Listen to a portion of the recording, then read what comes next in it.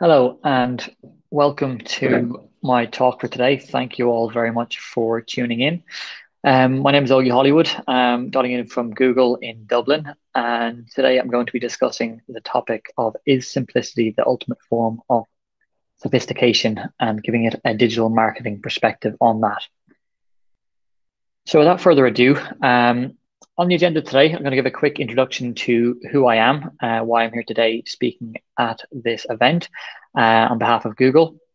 We will then run through the PPC landscape in 2021 and what it looks like before moving on to the future of performance marketing and what we kind of predict as the current and future trends in order to maximize potential with performance marketing, in particular with Google advertising.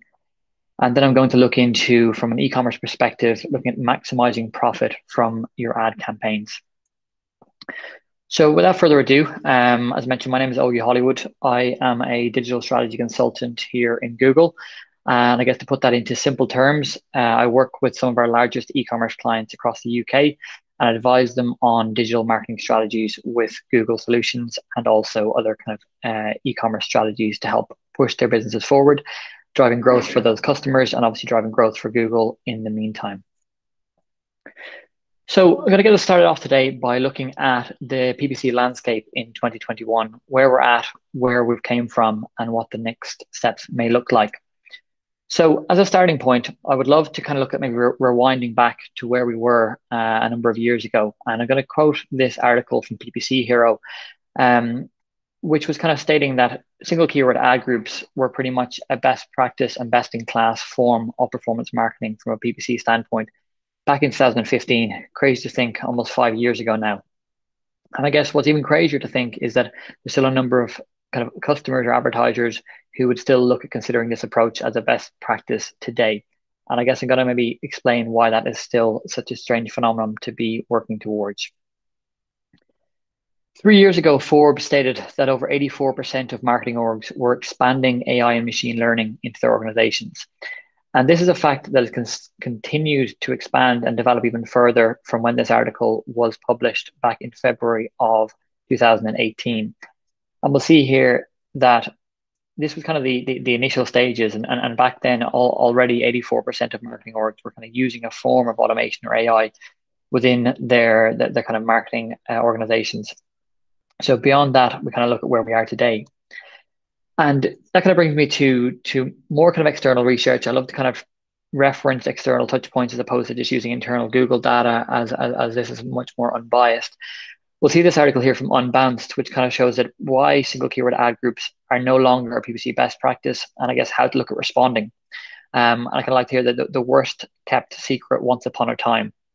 And I guess it really is just emphasizing that this was, best in class back 4 or 5 years ago. However, as the digital kind of ad space has evolved and developed, Google have made a number of changes to their algorithms, a number of changes to the way that keywords are served, and a number of changes to automation and AI technology that now underpins a lot of our ad products, and therefore, simplifies and actually the ease of use of the platform, but also means that there's not so much need for this kind of manual manipulation of data to try and construct and send customers through individual ad groups depending on what they're searching for.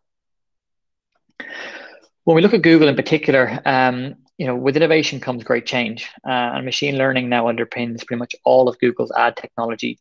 I guess one of the kind of breakthrough moments for Google in the kind of machine learning space was with AlphaGo, which is obviously the kind of computer program which was able to beat a professional human Go player and the first to defeat a Go world champion. And this is kind of arguably one of the biggest breakthroughs in machine learning over the last 4 to 5 years. And it's kind of what's really put Google at the forefront of machine learning. I guess the really positive thing from an advertising perspective is that this very same machine learning that has obviously been developed by Google and is actually a lot of it is done from London within the DeepMind team there, is now incorporated into pretty much all of our Google Ads solutions, and everything is underpinned with a form of machine learning, and you get to take advantage of that by utilizing strategies within your Google Ads accounts on a day-to-day basis. With that in mind, I guess looking at understanding, we've moved away from that historical approach of trying to segment, trying to really isolate and understand individual keyword performance and that kind of really granular structure, which would have maybe traditionally been built out by a number of agencies and PPC managers in the past. I want to kind of bring you guys through, I guess, a simple way to drive performance using account structure that's built for automation and built for this kind of machine learning first world that we're now at in 2021. Because the really good news is that granular account structures are no longer necessary, and they also don't really add much benefit. As of today, machine learning helps to drive the best performance from ads through automation. And we'll see here these kind of illustrations on the right-hand side of your screen. There's four really important components that make up a kind of a Google Ads account, which is the attribution or measurement side of things and ensuring that we're measuring the right conversions and attributing that value correctly across your account. The creatives that you're actually serving your customers and ensuring that we're still maintaining creative relevance and ensuring that we're showing high quality ad creative to customers whenever they're searching for your key terms. Underpinning that with audiences and ensuring that we're layering audience technology onto your campaigns, whether that be people who've engaged with your website, whether that be people who are in market for certain products and services, or whatever it might be. The more audience information that we can feed the account, the better it's going to be able to perform for you. And I guess then our smart bidding solutions and technologies are what then pulls all of this information together to make the most effective decisions in real time whenever people are actually going to their search engine to search for the terms that you have targeted in your account. In terms of account structure, it can become much, much more simple. Much less need for, as I mentioned, kind of segmentation and granularity, but ultimately driving the ultimate performance for the business. Whenever we think about things from a business perspective, we're trying to achieve very simple goals in the long run. If you're an e-commerce provider, you're trying to drive the sale of products online. If you're a lead gen advertiser, you're trying to acquire sources of leads, whether that's through a form fill, whether it's through a phone call. And if we think things, out of a PPC perspective, it shouldn't matter how that person finds you, whether they're searching, on their mobile device, whether they're searching on desktop, whether they've been to your website before, whether they haven't, whether they're searching a broad variant of a term that you want or an exact term. The customer and the intent behind their search is much more important than all of these individual factors. And therefore, going away from that initial point that we mentioned at the very start of like trying to isolate performance, trying to isolate, exactly how relevant one individual term might be, and then breaking it down into a structure on the left here, which is what traditionally would have been done. We would have a different campaign per match type, a different campaign per device, and a different campaign potentially per audience as well.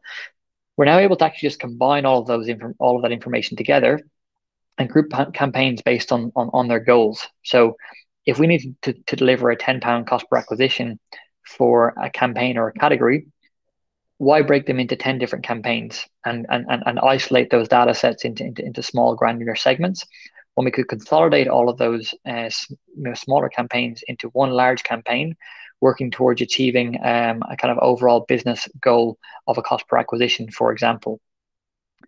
And, I guess this is just a really simple example of showing you that we can go from essentially 8 or 10 campaigns per category to just one campaign. And the real benefits of this come in the consolidated data that we then have available for these very effective Google Smart Bidding solutions that we can employ at a campaign level. And essentially, the more data that we have, the better. Lower limits for campaigns are looking at about 15 conversions per campaign. Ideally, the more conversions we have, the better. Upwards on 50 to 100 conversions per campaign is going to be what's going to deliver optimal performance from those bidding strategies and drive better success for your business in the long run. So as we kind of go beyond kind of search structures and how to simplify search structures and really, again, looking at that kind of total of simplification really becoming the ultimate form of sophistication because smart bidding and machine learning are able to drive performance forward. We're going to go a step further, and this section is going to be a little bit more focused on e-commerce advertisers and anyone who's looking to sell products directly online. And we're going to look at how do we actually bid towards margin. So going beyond just a return on advertising spend and actually understanding what contribution to profit margin your campaigns are delivering and how do we ultimately maximize profitability for a business through your advertising campaigns. So if we look at a simple kind of ROAS-based structure, as you'll see here, I'm going to use a kind of a furniture client as an example. They would generally break down their campaigns as such, where they would have category-based campaigns running off a kind of a high, medium, or low ROAS. And from a simple kind of performance marketing perspective, Generally speaking, a high ROAS is good for the business. Considerably speaking, it would mean you're getting more return on advertising spend for every dollar you invest. And low ROAS would generally be considered as poor performing, and therefore, we would often pull back spend on those areas and be reinvested in higher ROAS campaigns as a result. That would be a kind of typical approach that not a lot of advertising clients would take. However, if we move things forward a little bit and we include business intelligence data into the kind of algorithm, we start to realize that this kind of straightforward assumption may be slightly impaired or slightly incorrect.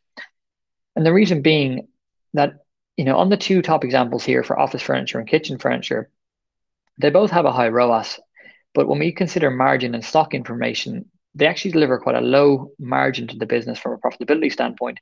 And at this time, they may be low in stock, and therefore it doesn't make sense to aggressively be pushing products that we only have a select availability of to sell.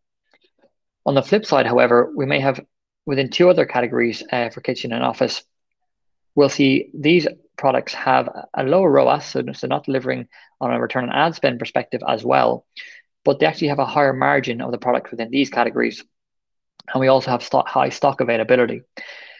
Now, all of a sudden, you probably flip your perspective a small bit to realize that actually it probably makes more sense for us to continue to be more aggressive and push the products that have a higher margin and deliver better contribution to profit for the business than pushing those with low margin and low stock available at the moment. In terms of how to do this, it's actually really straightforward. So we go beyond having those typical ROAS-based structures where we have individual category-based campaigns, and we simply use what we call custom labels in the Merchant Center account to create a high, medium, and low margin custom label. And therefore, essentially, a simple way of doing this would be low margin products could be anything with below a 20% profit margin. Medium margin will be anything between 20 to 30%, and high margin from anything between above 30% or 40%. Whatever is kind of relevant to your business, depending on the different margins that you work towards. Using simple custom labels, you can filter this in an Excel spreadsheet to apply the high, medium, and low margin category to each product, depending on which variable it fits into. And then once we have those custom labels in place, it's really straightforward. All we need to do essentially is build out 3 campaigns in our account, which is a much more simplified approach. And whenever we're using either a form of smart bidding or ideally smart shopping campaigns as our kind of solution to serve these products to customers, it doesn't matter whether you're selling a kitchen sink or a sofa. If they operate on the same margin, smart shopping and ROAS-based structures will be able to take into consideration the estimated conversion rates and estimated profitability of those individual products at auction time. And therefore, we simply would break down products into this kind of a high, medium, and low based structure and use the inventory filters here as mentioned for high, medium, and low from the Merchant Center. And we'll see then within each one of the campaigns, all of our product types for bedroom and office furniture would all group in together. And then we would simply set a ROAS target. We'll see here the final point that's really important on this is that target that we set. And that's obviously the objective that we're trying to get this campaign to achieve. And obviously our high margin campaign, we can afford to offer actually or to achieve a lower ROAS target on those campaigns because obviously it's going to deliver better contribution to profit for the business. On the flip side, our low margin categories, we need to considerably achieve a higher target ROAS, on those campaigns in order to deliver the same or considerable profit margin for the business. So much more simple in terms of operational management, but ultimately much more effective in terms of profitability for the business by running this kind of simplified approach to shopping campaigns by incorporating that margin information into how we are setting up and bidding to success. Great. So guys, that brings me to the end of today's presentation. And I just want to kind of summarize the 3 main points. So number 1 is we are kind of very much in the age of automation. Single keyword ad groups are no longer best in class innovation, and simplification with automation is the ultimate form of sophistication from a digital marketing perspective, in my opinion. Simplified account structures actually allow for greater progress and less time spent on manual tasks, more efficiency for marketing teams, and better results for businesses. without having to, build out these tiresome single keyword ad groups, granular structures, etc., that really don't add any value anymore. And finally, if you want to really move towards driving optimal profit for your business, we can look at working towards business objectives by incorporating margin-based structures into how you bid in order to deliver more profit for your business. Good. I hope that was very helpful today. I hope you've taken something away. I'll be here for questions afterwards if you want to run through anything with me. And also, if you want to reach out to me, you can find me on LinkedIn, which is just at Ogie Hollywood. So thank you very much for listening, and I look forward to any questions